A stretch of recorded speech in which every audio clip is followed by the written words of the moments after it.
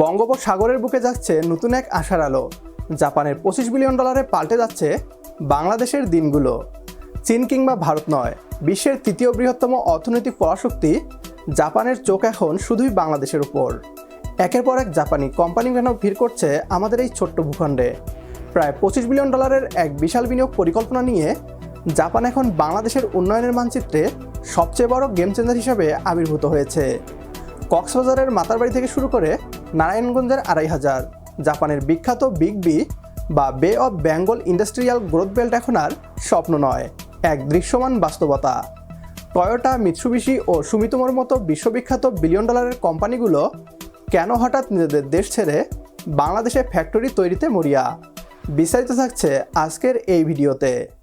বঙ্গোপসাগরের কোল ঘেঁষে গড়ে ওঠা কক্সবাজারের মহেশখালী ও মাতারবাড়ি এখন দক্ষিণ এশিয়ার সবচেয়ে গুরুত্বপূর্ণ কৌশলগত অঞ্চলে পরিণত হয়েছে।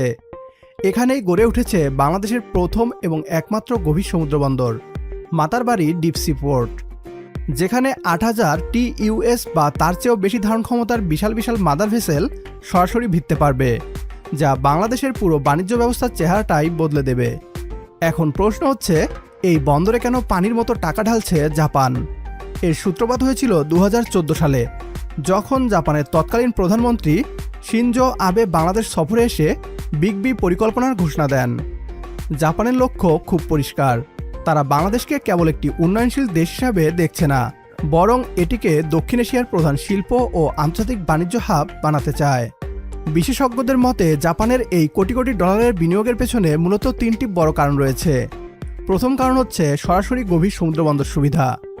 মাতারবাড়ি বন্দর চালু হলে এশিয়া এবং ইউরোপের মধ্যকার বাণিজ্যের সময় ও খরচ দুটোই প্রায় অর্ধেক হয়ে যাবে।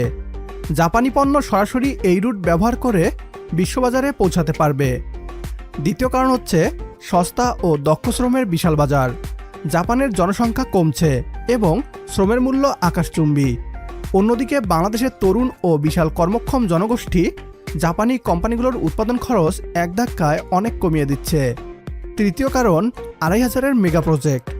ইতিমধ্যে নারায়ণগঞ্জের ২৫০০-এ প্রায় ১,১০০ একর জায়গা জুড়ে গড়ে তোলা হয়েছে জাপানি অর্থনৈতিক অঞ্চল। এটি এখন এশিয়ার অন্যতম বৃহত্তম জাপানি বিনিয়োগ কেন্দ্র, যেখানে মিৎসুবিশি ও টয়োটার মতো জায়ান্ট কোম্পানিগুলো শুধু গাড়ি আমদানি নয়, বাংলাদেশে বসেই গাড়ি সংযোজন ও উৎপাদনের মেগা প্রজেক্ট হাতে নিয়েছে। তবে এই মেগা ইনভেস্টমেন্টের পেছনে শুধু ব্যবসায়ী শেষ কথা নয়, এর পেছনে রয়েছে এক জটিল ভূরাজনৈতিক দাবার চাল। চীন যখন বেল্ট অ্যান্ড রোড ইনিশিয়েটিভ বা BRI প্রজেক্টের মাধ্যমে এই অঞ্চলে নিজেদের আধিপত্য বাড়াচ্ছে, ঠিক তখনই জাপান বাংলাদেশকে নিজেদের পাশে টেনে চীনের সেই একচ্ছত্র প্রভাব রুখে দিতে চাইছে।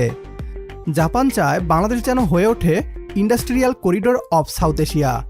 এর ফলে ভারতের উত্তর পূর্বাঞ্চলীয় রাজ্যগুলো এবং ল্যান্ডলক বা চারদিকে স্থলবেষ্টিত দেশগুলোর বাণিজ্যের চাবিকাঠি চলে আসবে বাংলাদেশের হাতে।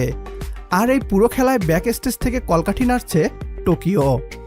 তবে এই অভাবনীয় সুযোগকে বাস্তবে রূপ দিতে হলে বাংলাদেশকে কিছু বড় চ্যালেঞ্জ পার করতে হবে।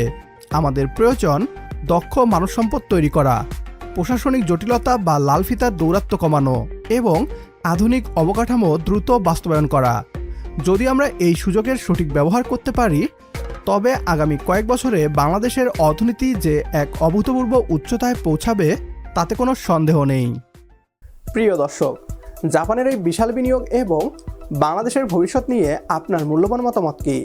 টয়োটা বা মিৎসুবিশির মতো কোম্পানিগুলো বাংলাদেশে পুরাদমে উৎপাদন শুরু করলে আমাদের দেশের বেকারত্ব কি আসলেই দূর হবে? কমেন্ট করে আপনার গুরুত্বপূর্ণ মতামত অবশ্যই আমাদের জানাবেন। প্রতিবেদনটি ভালো লাগলে লাইক দিন এবং গুরুত্বপূর্ণ তথ্যটি বন্ধুদের সাথে শেয়ার করতে একদমই ভুলবেন না। আপনার একটি শেয়ারে হয়তো অনেকেই জানবে বাংলাদেশের ইতিবাচক খবরগুলো। পরবর্তী ভিডিও দেখার আমন্ত্রণ জানিয়ে বিদায় নিচ্ছি আজ। আল্লাহ হাফেজ।